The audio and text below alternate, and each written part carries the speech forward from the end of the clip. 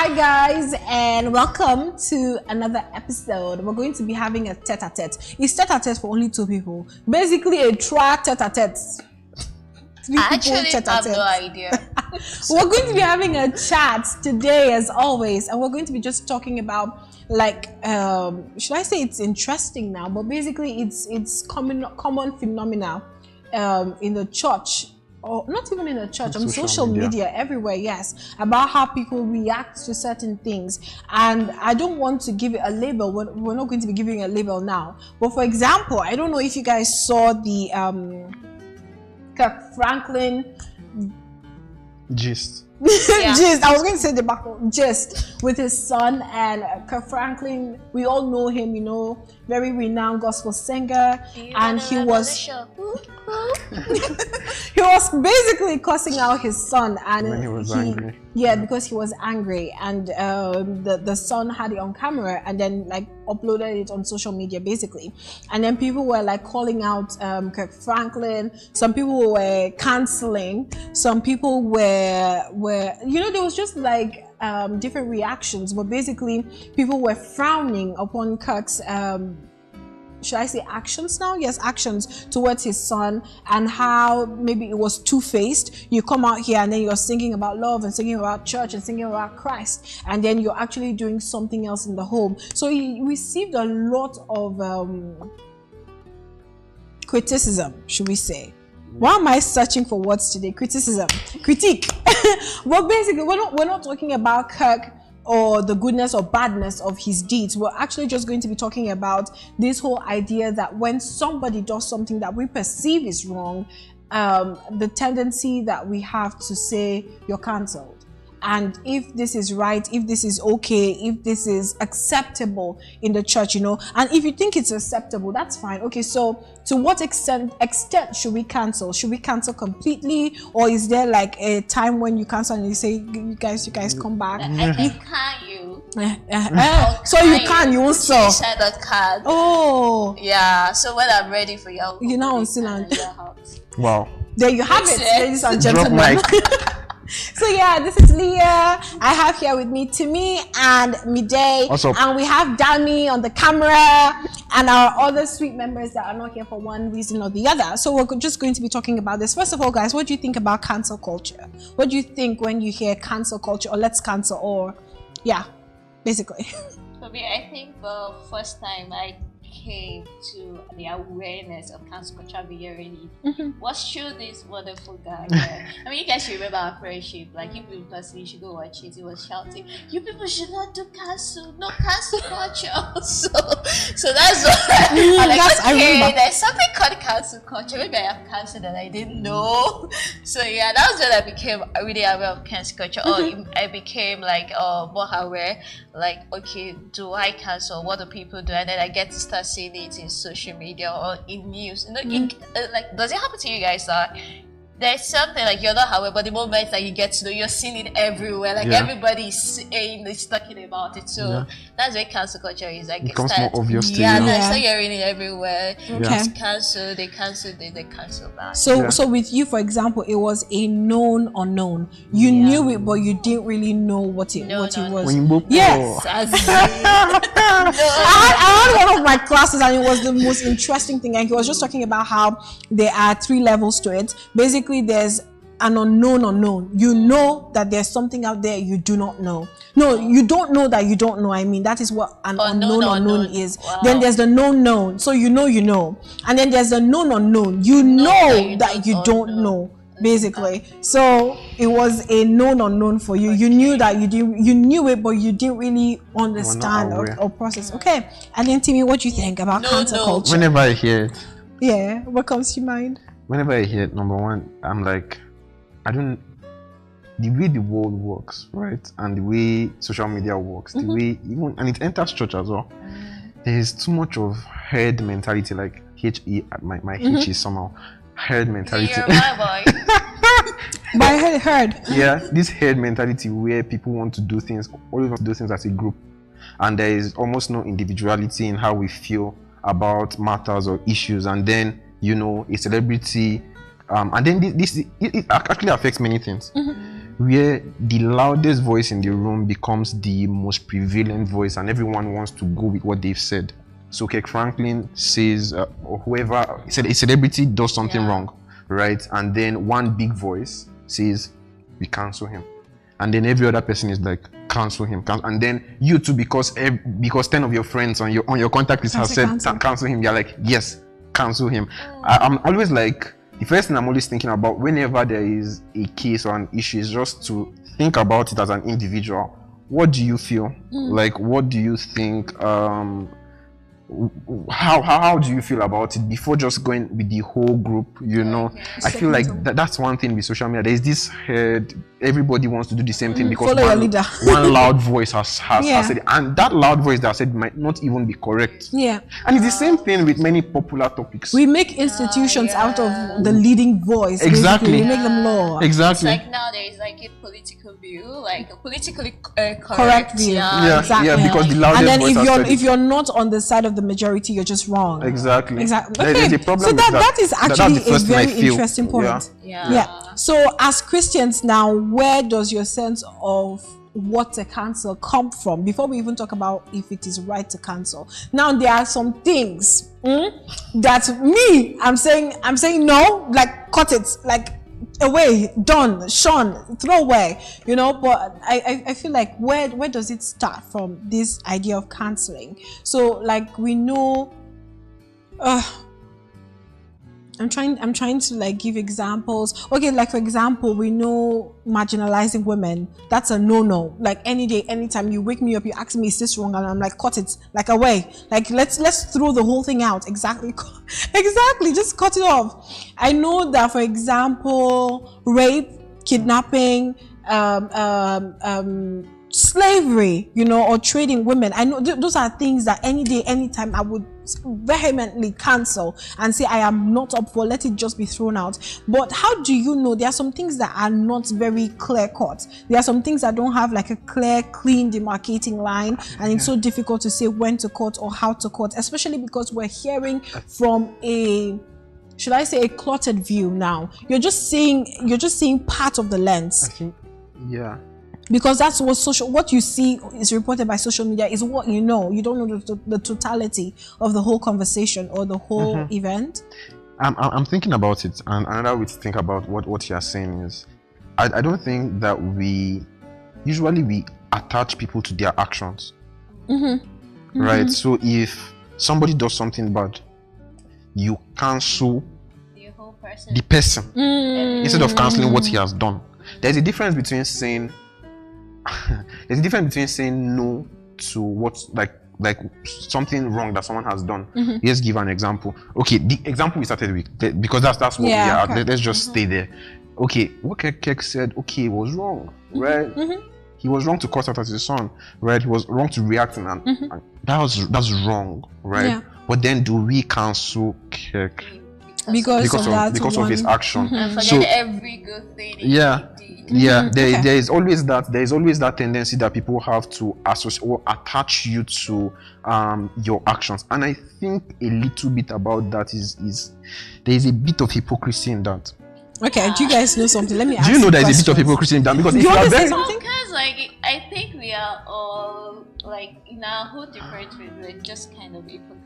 Because, for example, let me give you an example. Whenever you know what somebody you like, you really guys, love, I don't know what something. Mijay is saying because there's a little bit of hypocrisy in that. This Somebody angel you love really does something. You try to find a reason for why they did that thing, but love excuses all wrong. You find it very easy to judge, right? Maybe the person was having a bad day, but somebody you don't know, or somebody you don't like, or somebody like, okay, that doesn't look like you, or you don't accept the person's view. The same thing, like the person did the same thing. You are not trying to find excuse for the person. You're like straight to the judgment. Exactly. And I think there's a bit of hypocrisy. Okay, fine. Let me ask a question.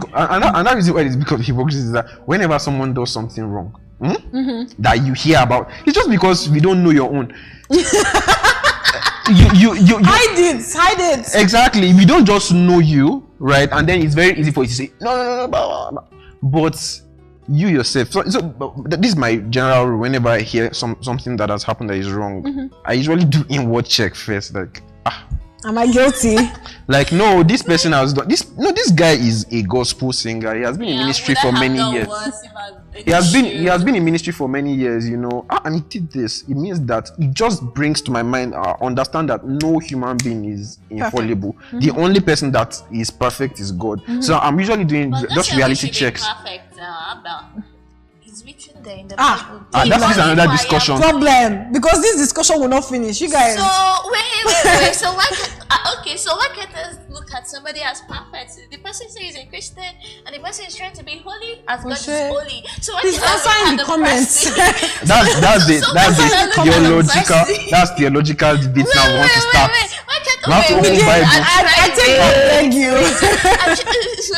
We don't need to give excuses for people. I know we are like, oh yeah, we judge people. Like when we see people, I'd be like, okay, like you're a pastor of the church, you're holy. Why should you do that? Like you're holy, you know, like when you come on, let's lift up our holy heads. Like you say so many things. God is. Like, so I already have a picture and image of you. That is you putting that person on a pedestal. So is that the person's fault? You're the one that put them on this. Okay, so should I consider everybody now? Like, okay, regardless of whether you're a bishop or you're a pastor, or whatever you're saying, like now when you come to me, like, oh yeah, like let's do double hands, I should be like, okay, which only hands are you?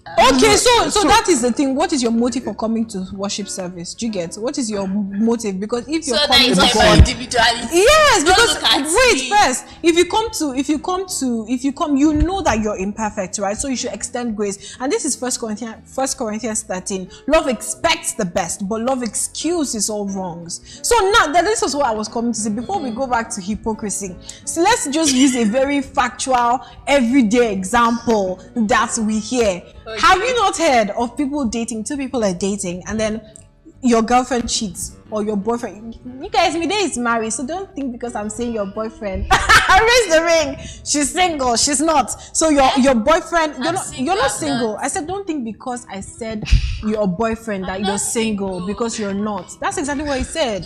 So go on. Dams, her husband is here, you guys. So your girlfriend cheats on you or your boyfriend cheats on you. I'm making an example. Okay. And then you tell a friend or you tell your sibling, what's the first thing that you typically hear? When you tell somebody that somebody cheated or you hear that somebody cheated. Then what next after you deserve much better? Dump his No. It depends. It depends. I think it depends on who you're talking to. So it depends on who you're talking to. I'm not saying that some people won't have differing opinions because of course that's life. Oh, okay. But I'm saying what is the higher percentage of the things that you would hear? That's why I said. And to be honest, on who you're talking to. If you're talking to children of nowadays, I mean like millennials, they'll be like dumping.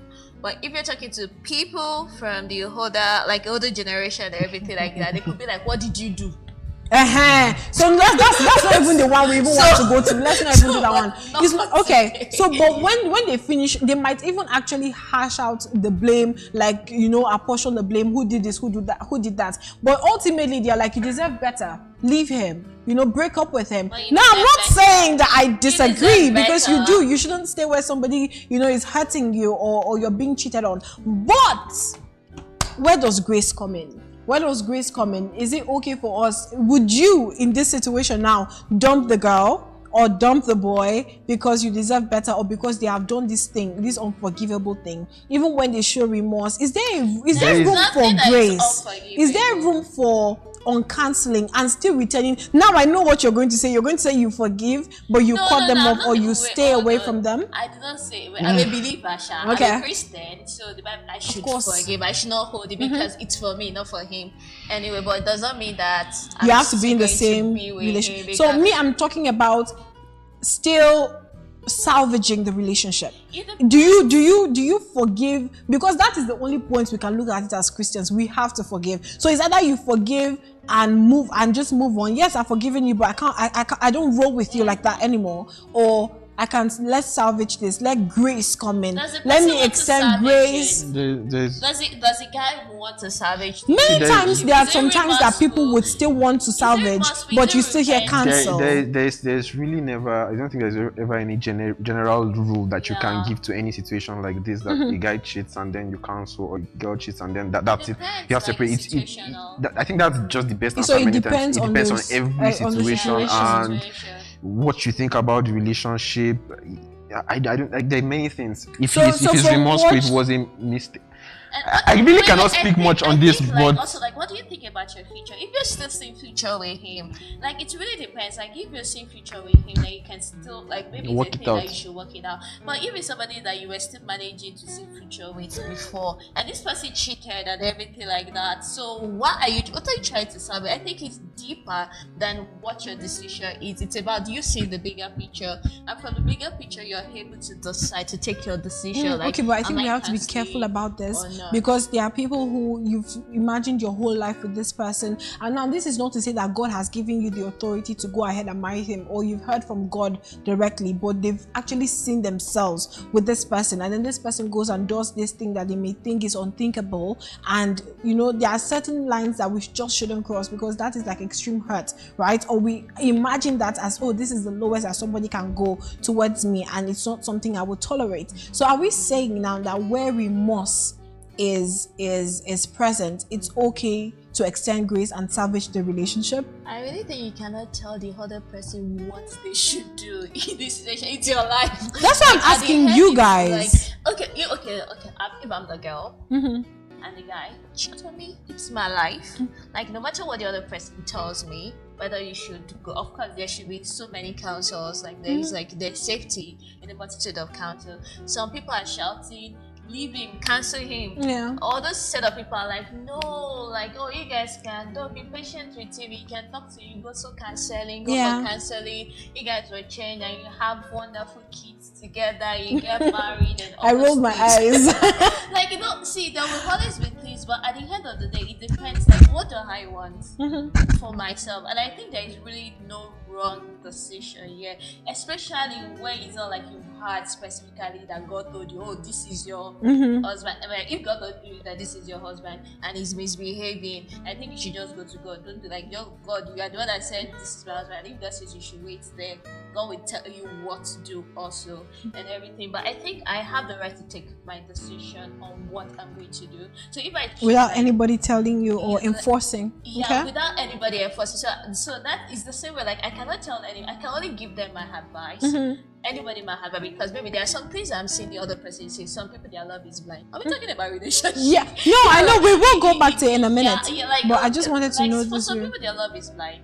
Like, there have been times that in the past when I was dating, and after we broke up, like, I went to my sister. My sister was like, oh yeah, I knew it was not going to work. I was like, why did you tell me? She was like, well, would you have listened? You still have done whatever you want to do and everything like that. So I think in those situations, like, there's really, like, it depends on you. You have to decide whether you're canceling the person or, let me use the word cancel, because to cancel means to ostracize someone from the society, and I don't think I have the power to ostracize one person. I think one person cannot do canceling. It just take a whole group or community of people to cancel people and to be like, no, you're not part of us anymore and everything. But it's my decision whether to say, okay, no, or to say, okay, I'm going to fight for this.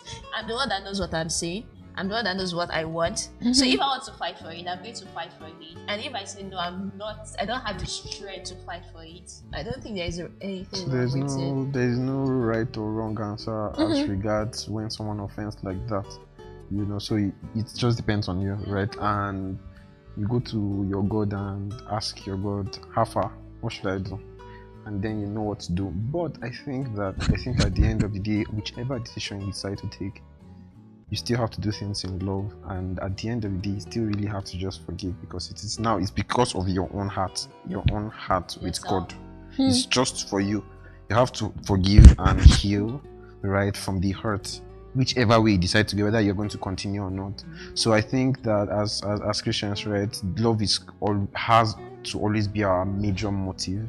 Right, in whichever way you do things, but then you have to understand also that love is just, love is wise, right? There are many things in love. So God will lead you in which way to go, but you still have to have love and then present your heart to. I'm just thinking about if someone is going through that, right? You have to present your heart to God and let Him heal that hurt. Heal that hurt, and because you actually need to be healed. Because sometimes the person is not even going to ask for repentance. Exactly. Then what do you Some do? people are. What do you do when the person is not trying to repent? What do you do? The person is not. That's why, like, whatever decision you're going to take it for yourself. It's for you. Take it for you. If you're going to be with the person, whether the person repented or not, you understand. You're choosing to be. It's the same thing with like marriage or something. It's not because the person talked to you. It's not because the person saw you in vision. You have to see the vision. That's when I saw. Like it's not like sister, hey sis, you look so beautiful. Yes, I look so beautiful. But if you yourself, you don't feel beautiful your own self. Those days when you're down, the talk of you beautiful is not going to work for you. But it's the talk of, okay, this is what you feel about it itself. So I think like what they say, like forgiveness and everything, like majorly it's not really for the other person. It's for you. Like it's for you. So the best way to do it is to go to God, because it's the one that knows. We all have different ways we deal with pain or we deal with forgiveness. For some people, like for me, like once I say it out, like that's it. So sometimes I try to keep it in so that I can like still have hold it action. Because once I say it out, I cannot hold it against you anymore. So like God is still the best person to know how to deal with you, with your different personality, with your different character, how to go about it. Like that, because for some people God will tell you get away, but some people God will tell you go for cancer. Like counseling is good, but it's not like 100%. Like all the things are like, okay, you're trying to. It's like trust in the Lord with all your heart and doing not on your own. In all your guys, ways. let me build the conversation back. Wait. Now this part. Okay. Yeah, because everyone's situation is really different. Yeah, it is. And the thing is this: some people, when they hurt you and they cheat on you, and you break up. The truth is another person that will come and do the healing. So you need to actually break up. It's different for different people because you know to talk about another person doing the healing or you for chasing the healing for yourself from God. And God will use another person to heal you. Yeah, there's some the Bible said come into your life and I was getting schooled. The Bible said sin came into the world by one man, and also salvation came into the world by another man. Period. So Jesus is that one man. Go to Jesus and get healing, please. No. What I'm trying to say, like just trying to be practical. Sometimes it's another person that you'll be like, oh my God, and someone else treated me like this, and then. So I could be like your like moments this. of someone just felt like I'm my like, queen. Wait. It's like because wait, is it the same? You like me like this? Somebody that the way the person that just treated me like this, but I really felt really horrible about myself. But you are this awesome and you like me like this, and then this I know, guys. I know. I'm not talking about. I know. It's shocking. I know. Okay, period. Let's go back. Okay, so I just want to say, I know you're shocked. I know you're in shock. I know. So I just wanted to say, you guys, before we start playing too much, because we play too much here, and Dami will soon start eyeing us. But I just wanted to say that it's not like we're coming here, with all the answers or already written down. Some of these conversations are really organic. Like we're just hearing them or just like answering the questions, or hearing them and trying to answer the questions or figure them out. So it's not like there's this right answer or there's this wrong answer. The idea is for us to converse about it, right? And then think and then relate it with what God's word says, because that's the ultimate and that's on period. But let's go to God's word as we're talking about 1 Corinthians 5. And we want to have that conversation. Okay. We are going to have this conversation. It is a very difficult conversation, you guys. So we had to talk about this. We're looking at the Bible verse earlier and we did not come to a consensus. But we are going to. Did we or did we not? Give us the gist. Was up and down. So there were things so basically the gist.